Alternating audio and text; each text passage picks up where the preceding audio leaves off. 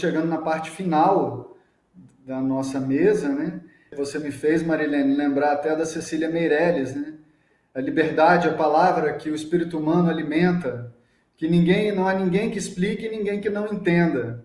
Mas nós tentamos explicar e entender através das nossas utopias da realidade, através de todas essas formas de intervenção, e muitas delas apareceram aqui nessa mesa hoje, demonstrando a enorme riqueza do campo da saúde mental da reforma psiquiátrica e dessas interfaces entre saúde, arte, educação, cultura, que têm sido fundamentais como frentes de luta, como frentes de intervenção, de acolhimento emocional, de produção de lugares de pertencimento, de trocas entre as pessoas, que são fundamentais para a gente continuar produzindo as críticas necessárias à psiquiatria manicomial, as formas de reclusão, essas novas formas de violência que continuam se atualizando, mesmo com todas as conquistas acumuladas, mesmo com todo o caminho que já foi percorrido. Mas é fundamental que a gente tenha essa dimensão da riqueza da história brasileira nessas interconexões entre arte e loucura, como que o universo da loucura contribuiu tantíssimo para as transformações no campo das artes, para a ampliação no campo das artes, e também as críticas no campo psiquiátrico. Então, os dois campos articulados foram fundamentais, tanto para a área da cultura, que está tão ameaçada hoje no país, o desmonte da Ancine, a Cinemateca abandonada, assim por diante, e também na saúde mental, o questionamento do conceito de doença mental, das formas de exclusão, que os recursos artísticos, as intervenções culturais, trazem com tanta força.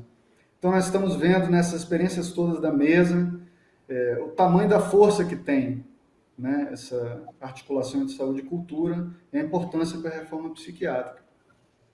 Então, claro que essas duas áreas são áreas de luta, de avanço democrático e, por sua natureza, em grande medida, antirracistas, anticoloniais, antimanicomiais, assim por diante. Então, nós temos muito a avançar. Eu já vou relembrando de uma das questões que foi colocada aqui no chat do Facebook, que eu acho que a Daniele traz de uma forma importante, que seria uma coisa que eu destacaria para o nosso debate, tentando contribuir como mediador, para vocês falarem um pouquinho mais como que está essa inclusão digital, essa inserção nas plataformas, as dificuldades, né, os avanços que estão sendo conseguidos, que é algo que vai ficar para depois da pandemia. Vocês já falaram um pouco sobre isso, mas eu acho que é uma coisa que a gente pode retomar um pouquinho mais. Mas eu vou, então, encerrar essa brevíssima contribuição.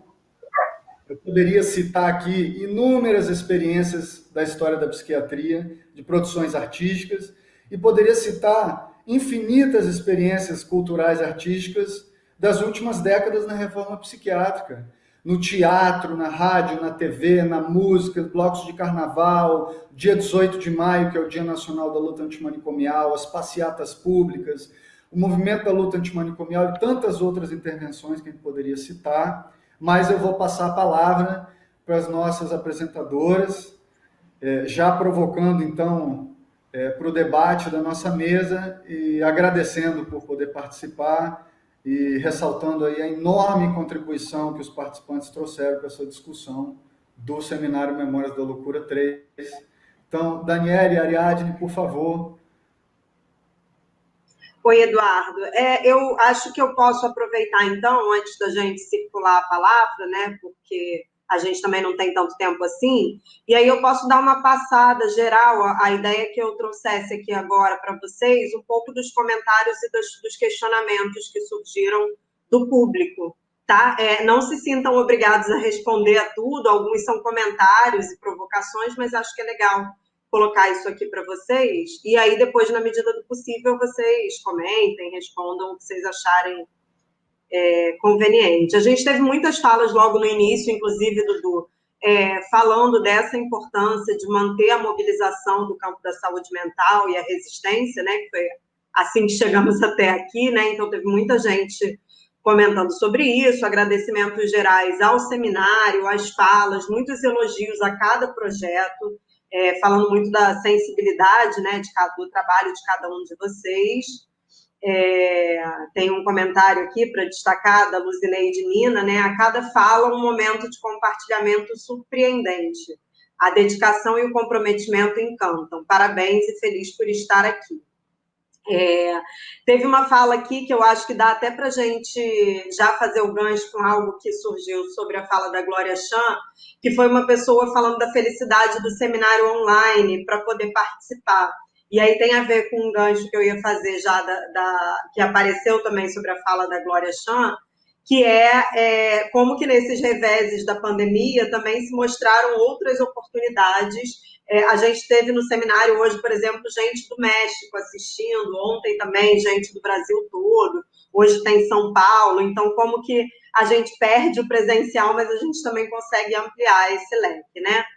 Bom, aí aqui os comentários mais direcionados, a gente teve em relação à fala do Alexandre, uma série de elogios ao projeto e à sensibilidade do Constelações Afetivas, a Gisela comentando em agradecimento a parceria e o encontro institucional entre o Colégio Pedro II e o Instituto Municipal Nise da Silveira, a Cláudia Jesus, linda parceria. Teve uma pessoa, Alexandre, eu não sei se você viu no chat, a Oneida Almeida perguntou se é possível ter acesso à exposição do colégio por algum meio virtual. Então, depois, se você puder falar um pouco disso, até se você quiser responder no chat com algum link para o pessoal conhecer melhor, né, o trabalho. Parabenizando o Colégio Pedro II por sempre estar atento, né, a esses encontros e reflexões, a Maria Júlia Barreiro. Eu acho que é isso, né, destacar, um comentário meu, a potência dessa relação que você apresentou entre saúde, arte e culturas, que eu acho que iniciou, e isso, de certa forma, permeou um pouco todos os projetos, né, essa necessidade da gente cada vez aproximar essas relações dessas áreas, né. Em relação à fala da Diana Coker, também, muitos comentários parabenizando a equipe do Bispo do Rosário. Eu queria destacar aqui algo que também apareceu depois em outras falas, né, que é o destaque que a Diana deu à memória do território, né, desses espaços. E aí a Elisama Arnaud comentou aqui do trabalho que ela faz no Centro de Memória do Nise da Silveira, e aí eu achei importante, assim, a Cássia Sherrison também comentou, museus, lugares de muitos movimentos dentro e fora de um corpo de pensamento. E eu acho que uma coisa interessante que surgiu nessa fala é justamente, inclusive usando o termo que a Diana usou, né, do territórios de encontros, que é também a importância da memória, né, nesses espaços que têm se construído nos serviços, né, da saúde mental. Aí tem perguntas objetivas do Marcelo para a Diana, que eu vou reproduzir aqui, né? Muito bom o Museu Bispo do Rosário ter um programa de residência artística. Isso é fundamental para ambas as partes, encontros possíveis entre arte e saúde. O Espaço Travessia vem realizando residência em caráter experimental e tem sido de uma enorme potência. Então, mais uma vez, esse paralelo, né, entre os serviços. E aí ele pergunta, Diana, como a residência de vocês é mantida? O que é oferecido e o que vocês oferecem? Então, se você puder retomar aí para explicar como é que funciona, né, a residência artística no Museu Bispo. Em relação à fala do Secos Virtual, também, assim, muita gente comentando a sensibilidade dos relatos, né, tanto da Paula quanto da Marilene. Eu vou destacar aqui alguns comentários. Que relato valioso, Paula, sempre potente reverberar essas experiências de encontros com a cidade. A felicidade do seu relato é contagiante, Heleno Donizete. E, de fato, a felicidade de vocês falando disso foi muito sensível, né? Lindo trabalho dos centros de convivência, importante essa união de forças, a Vilma Mascarenhas. A Gisela comentou, Paula, que fala alegre e contagiante. Vocês, de fato, conseguiram seguir tecendo rotas de encontro, apesar do distanciamento social. Parabéns. E a Márcia Proença, essa é Paula, parabéns a todos, tudo muito importante, principalmente nesse momento, ações solidárias e curativas. Aí para Marilene também, muitos cumprimentos, Marilene querida, do Thiago Gonçalves, Carol Aquino, Márcia Proença, presentes aqui, mandando abraços para Marilene, Quinha Alves também, o Centro de Convivência, falando da importância de ouvir, né, esse retorno da fala da Marilene. E aí tem uma pergunta que eu queria deixar aqui também mais objetiva para os secos, que é justamente, mas na verdade já é a que o Eduardo trouxe, que é essa questão se vocês conseguiram perceber alguma mudança nesse perfil social, tendo em vista a limitação de acesso de parte da população à internet, né? Se vocês acham que conseguiram manter mais ou menos a base do público que já era do Trilhos do Engenho, se teve alguma alteração significativa que vocês puderam perceber. E, para fechar, em relação à fala da Glória Chan, com as experiências do Museu de Imagens do Inconsciente, também muitos elogios à equipe do museu, à própria Glória, Sônia Marçal mandou abraços, elogios ao trabalho da equipe do museu e da Priscila Moré, museóloga. Eu fiz aqui alguns comentários também, né? Um em relação a essa reinvenção com o trabalho dos acervos, que é algo que apareceu ontem também no projeto de História Oral, porque é isso, novas redes de relação estão produzindo produtos de natureza diferente. Então, para quem trabalha com os acervos, também é muito importante isso. E aí foi legal você destacar isso aqui também. E essa questão dos horizontes, que eu já comentei lá em cima, né? De que a gente perde por um lado e pode ampliar por outros. O Thor comentou que incríveis as artes, né? Quando você estava mostrando os desenhos e as gravuras dos usuários do museu. Marcos Vinícius, do Núcleo de Violências. Paula, ciência, cultura e saúde de mãos dadas, iniciativas tão preciosas sempre, principalmente nesse momento em que a saúde mental está tão prejudicada. E a Márcia Proença, tudo isso com acompanhamento quase integral, falando aí da equipe do museu, né? Através de celulares, com colaboração de diversas equipes de CAPS, ambulatório, moradias, fazendo valer a importância fundamental da rede. Acho que esse comentário da Márcia fecha, né, e lembrando isso, né, do nosso trabalho em rede, na rede de saúde mental, que acho que é o que de fato teceu, né, essas experiências aqui. De minha parte, o que eu tinha para trazer do público é isso, aí vocês fiquem à vontade. Então, gostaria de agradecer a oportunidade de estar nessa mesa esplêndida, maravilhosa. Então, assim, me sentir representado por cada uma das falas, me sentir representado pelo seminário. Então, assim, estou muito feliz, estou muito contente de estar aqui na companhia de todos vocês, com essa audiência e com essa mesa maravilhosa, né? Então, assim, o que eu posso dizer é que o trabalho remoto, das atividades remotas no Colégio Pedro II, ele começou em setembro e ele agora está sendo revisto ali, analisado internamente, né? Como é que a gente pode expandir essa galeria para outras plataformas que outras pessoas possam ter acesso, né? Que eu acho que foi mais ou menos a observação que você recebeu, né, Dani? Então, a gente está analisando agora como é que a gente pode, porque existem muitos trabalhos de autorretratos de alunos que são menores de idade, e aí a gente está tentando ali ver a melhor forma, como é que a gente pode colocar isso ou no Facebook, ou nas redes sociais, ou no Instagram. Mas, por exemplo, o Cordel, eu acho que está no Instagram, eu acho que vocês podem acessar o Cordel da Nise no Instagram. Então, assim, foi um cordel que foi uma provocação inicial ali com os alunos também. Então, acho que tem alguma coisa no Instagram e a gente está vendo ali com a direção pedagógica, com a direção geral, como é que a gente pode compartilhar esses trabalhos, né? Faço até uma sugestão que a gente pode até unir aí essas falas todas e criar ali um ambiente virtual com todas essas falas dessa mesa, mas minha humilde sugestão aqui para essa mesa, que a gente possa criar um canal de convergência do seminário, né? Então, assim, para além dessa mesa, para que a gente possa continuar se interconectando, aí sim eu posso colocar ali os trabalhos das constelações, né? Talvez um ambiente mais seguro, mais virtual, mais seguro, mas a gente está analisando e foi um prazer participar dessa mesa com vocês. Muito obrigado, muito obrigado. Sou eu agora, né? Então, vamos lá.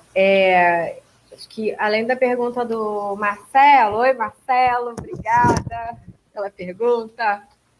Espero que você esteja muito bem. Além da pergunta dele, eu acho que me senti implicada a responder a questão do acesso, né? Porque era uma coisa que, inclusive, eu queria incluir na minha fala e não deu tempo, que, gente, 20 minutos é muito rápido, né? Muita coisa para falar também. Então, isso realmente é uma questão que escancara uma, talvez nova, não tão nova, camada de exclusão, né? A questão do acesso aos dados, acesso às ferramentas tecnológicas e acesso também ao saber usar, né? Acho que o WhatsApp talvez seja o mais difundido, mais fácil. Então, a gente se deparou com essa questão, né, no momento em que a gente precisou pensar soluções rápidas para se fazer presente, né? Assim, já existiam alguns grupos de WhatsApp, alguns usuários participantes das nossas atividades já faziam uso disso, então foi uma solução, assim, a primeira, né?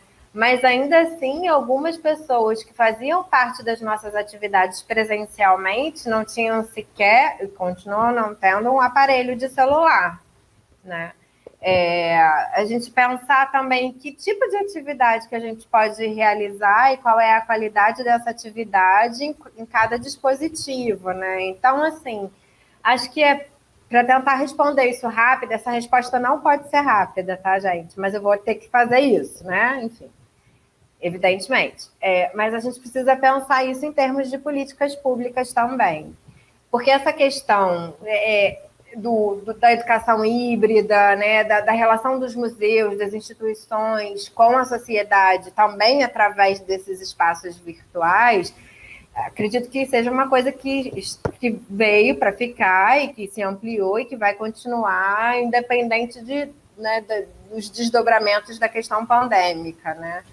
A gente quer desesperadamente recuperar, botar os nossos corpos na rua com segurança e liberdade, como disse Paula, e poder abraçar e estar junto.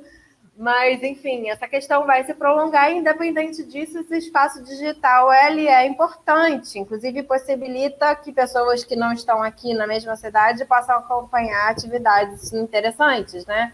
Então, a gente precisa falar de políticas públicas, a gente precisa pensar como é que a gente garante acesso a dados e também essa educação do digital, né? E eu posso falar assim, que pelo museu a gente está começando, a gente está desenhando isso, tem uma oficina de audiovisual que a gente estava projetando para realizar e ela começou com os próprios profissionais, porque muitos profissionais da equipe não sabiam manejar, e a gente precisa se virar com isso também, né? Assim, capacitar a própria equipe para esse uso. Ninguém aqui estava preparado para ser youtuber, né? Ninguém queria ser influencer digital. Então, a gente precisou aprender a fazer isso e falar com a tela. E é difícil, gente, é muito difícil. E isso é uma questão, né? Então, a gente vem trabalhando isso. Algumas pessoas acabaram não permaneceram, a gente foi abrindo gradualmente o acolhimento no serviço do Polo para pessoas que precisam desse suporte presencialmente, né? Então, a gente está, assim, nessa configuração híbrida, mas mantendo todos os cuidados que a gente precisa zelar, né? Os cuidados sanitários agora.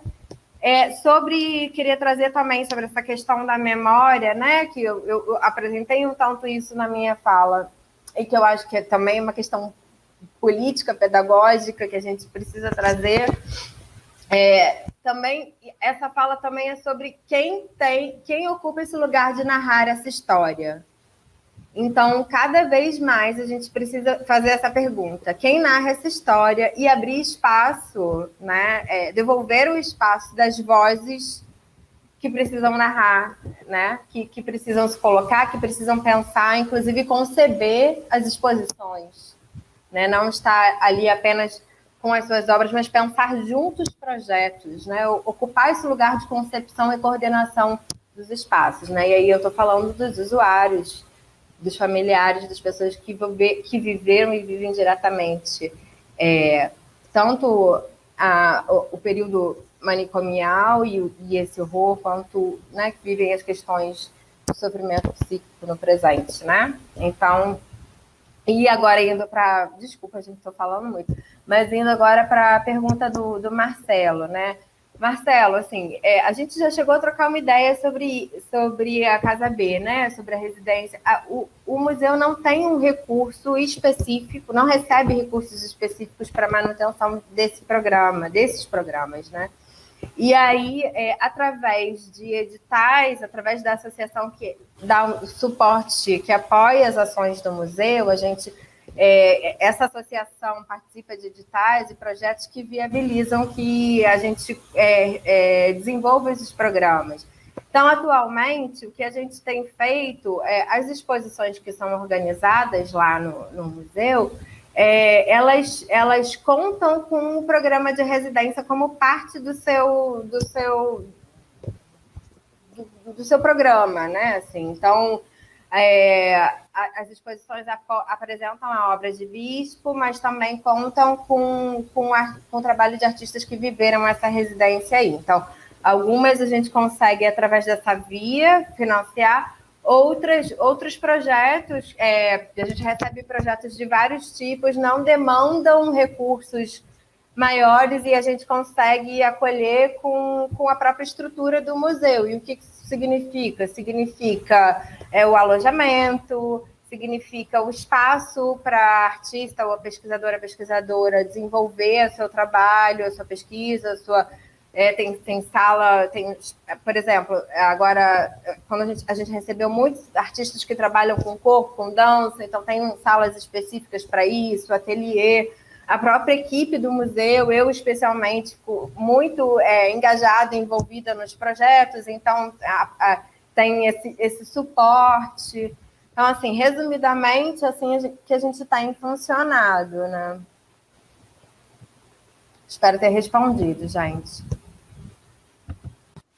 Obrigado, Diana. Passamos para Marilene e Paula. Falar sobre essas dificuldades, né, de acesso, né, como a Diana falou, realmente, infelizmente, não conseguimos abranger todos os clientes que a gente tinha no presencial. Porém, com os secos, a gente acabou abrangendo clientes que, pelo contrário, não eram do nosso presencial. Muitas crianças, muitos professores, né? A gente achou incrível como teve aderência de professores que estão nesse trabalho remoto, as criatividades, essa troca, poder também manter a aula deles em funcionamento.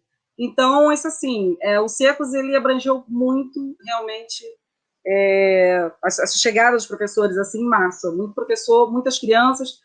Tivemos salas que professores entravam com também as idênticas. As cuidadoras colocavam o celular ou a TV, que algumas que tinham Smart TV, na oficina, e colocava todos os clientes para assistirem ao mesmo tempo, a participar, algumas como capoeira e outras que elas deixavam espaço de sala para poder fazer. Então, assim, a gente tem realmente esses dados do público, porque tem uma equipe que tem um suporte técnico, que eles anotam cada participante de todas as oficinas.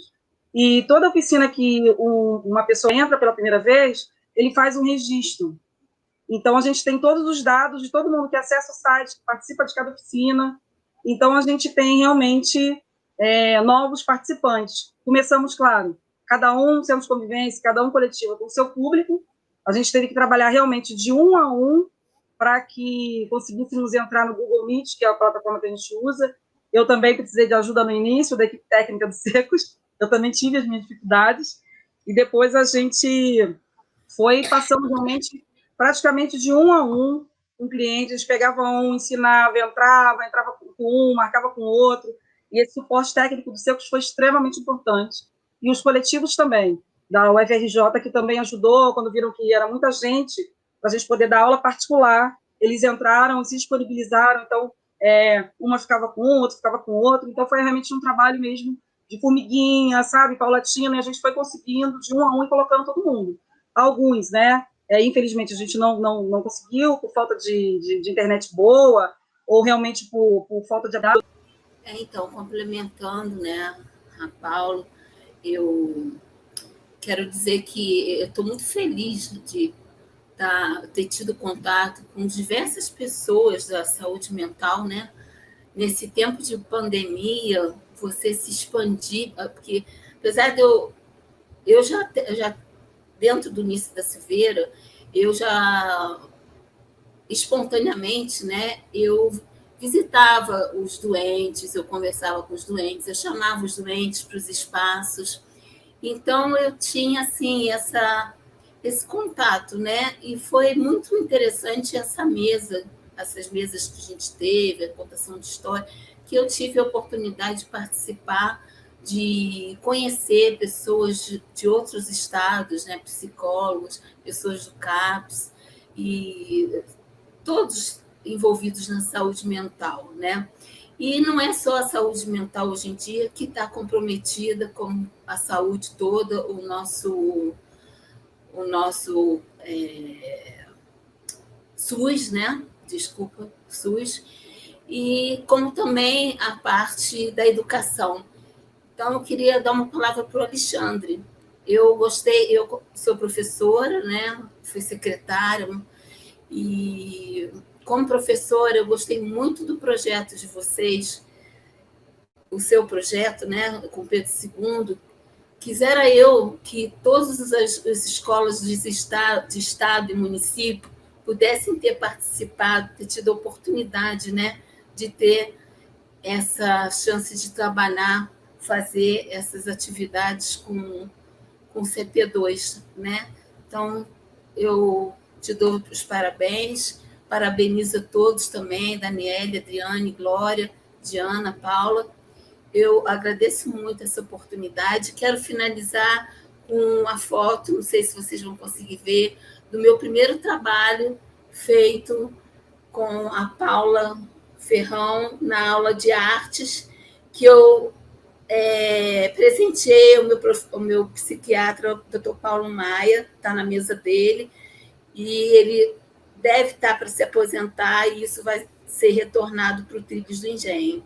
Esse foi meu primeiro trabalho de arte. Agradeço muito a Paula por ela estar me acompanhando esse tempo todo, inclusive nas minhas dificuldades. Obrigada a todos.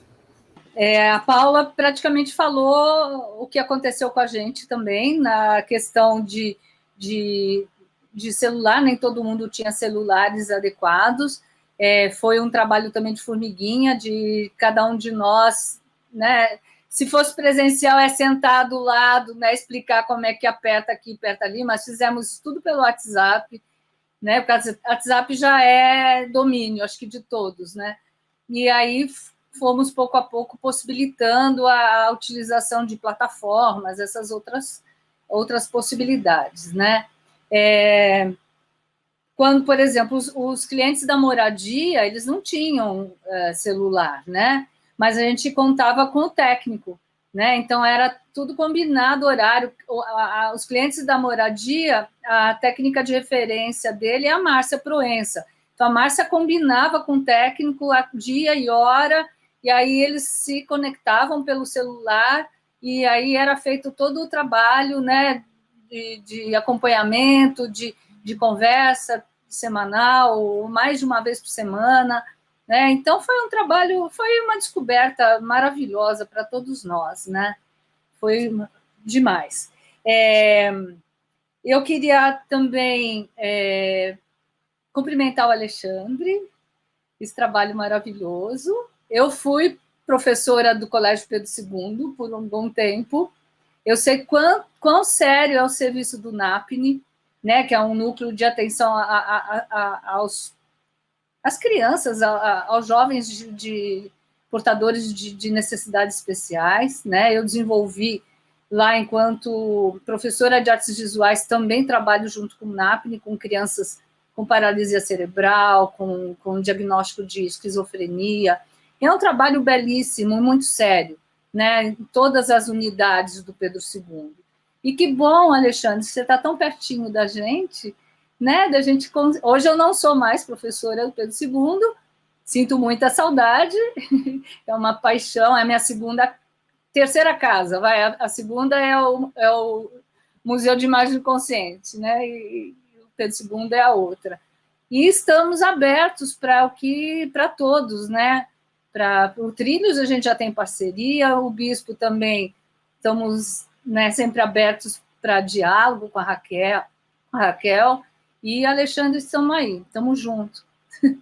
Para receber, quando a gente puder receber novamente os alunos, né, fazer aquelas visitas guiadas e conversas, e é isso. E seguimos nessa travessia, vamos conforme a gente puder ir caminhando, né? E o bom é a criatividade, né, que está na veia de todos nós, e a gente reinventando para proporcionar essa caminhada mais suave para todo mundo.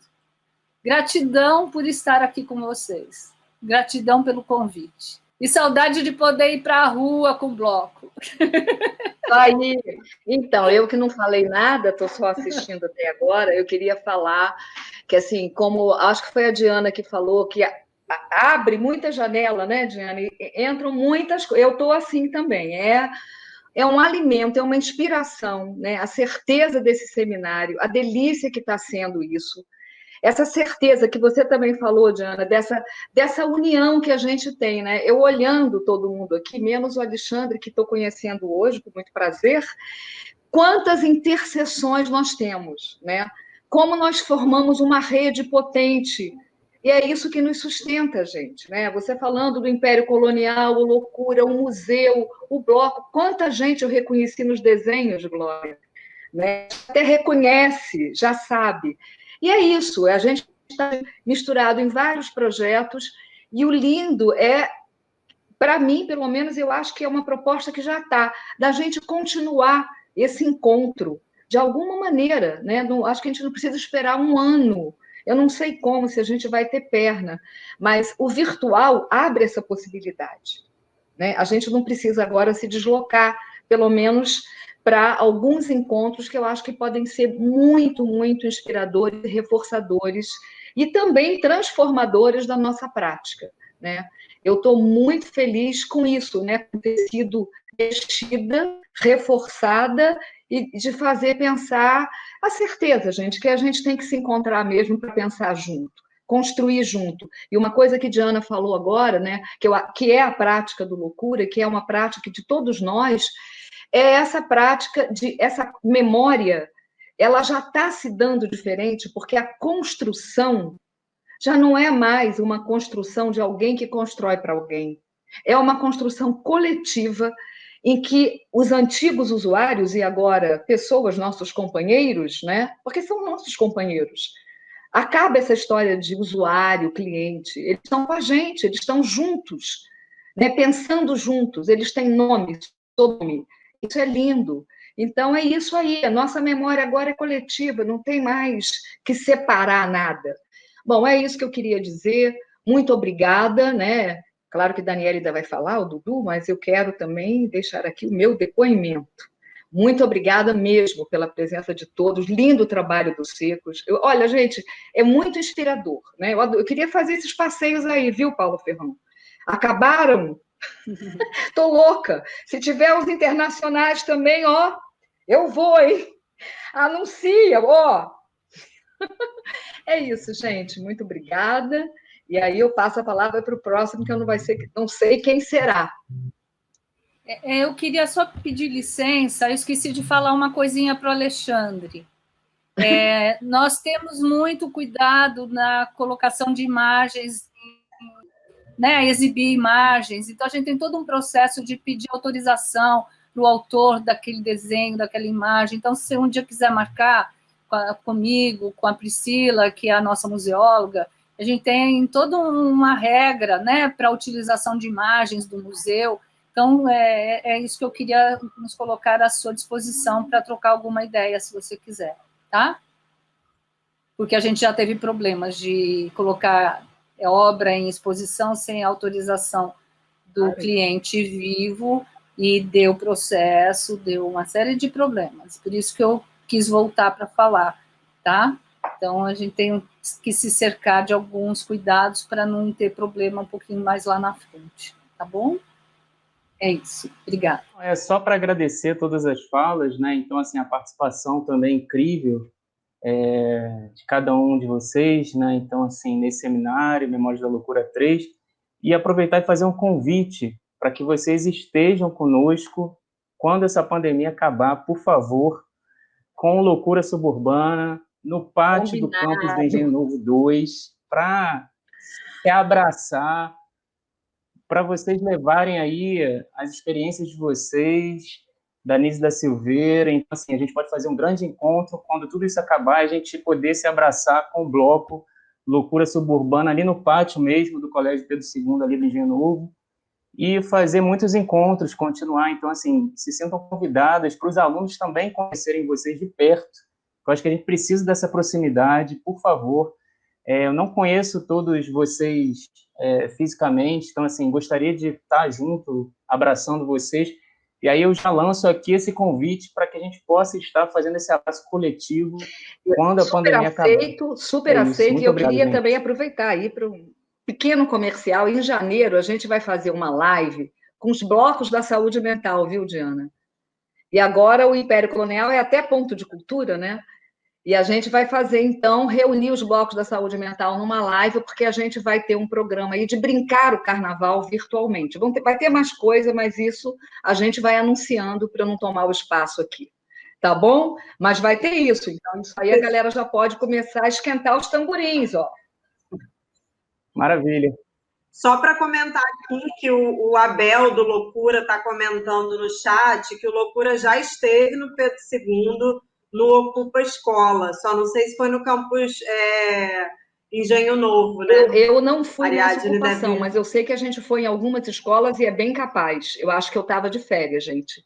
Mas se ele está falando, é porque já foi.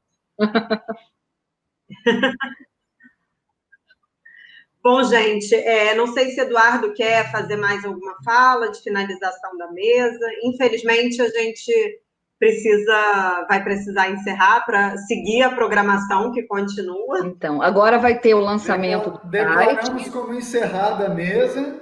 Declaramos como encerrada a mesa.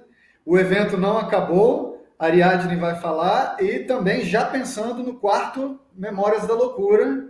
Aí, ó. Que teremos ano que vem. Ariadne e Dani, muito obrigado.